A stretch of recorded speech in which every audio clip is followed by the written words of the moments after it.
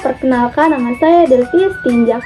Saya adalah mahasiswi dari Universitas HKBP Nomensen Pematang Siantar, Prodi PGSD, kelas PGA 5 dengan NPM 20010100242.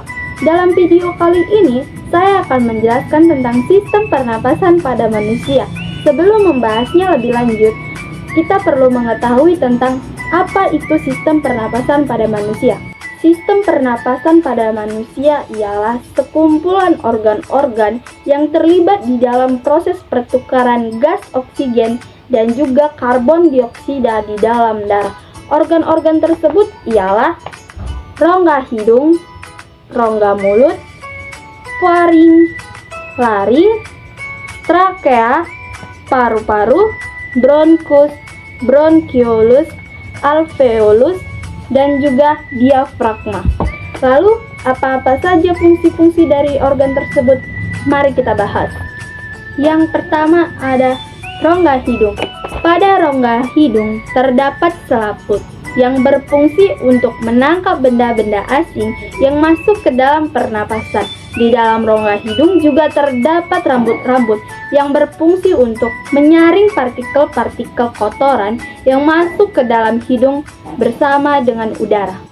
Yang kedua ada rongga mulut. Rongga mulut ini memiliki fungsi sebagai tempat masuk dan juga keluarnya udara pada saat hidung kita terkena masalah. Contohnya, ketika kita pilek, maka hidung kita akan tersumbat. Maka dari itu pernapasan bisa dilakukan melalui mulut. Yang ketiga ada faring atau tenggorokan. Faring ini berfungsi untuk menyediakan saluran untuk udara yang masuk dan juga keluar. Di dalam faring terdapat pita suara yang berguna untuk menghasilkan suara. Jika ada udara yang masuk, maka pita suara akan bergetar dan menghasilkan suara. Yang keempat, ada laring atau pangkal tenggorokan. Laring ini berfungsi sebagai tempat keluar dan juga masuknya udara, dan juga tempat menghasilkan udara. Yang kelima, ada trakea atau batang tenggorokan. Di dalam tenggorokan terdapat silia. Silia ini berfungsi untuk menyaring benda-benda asing yang masuk melalui pernapasan.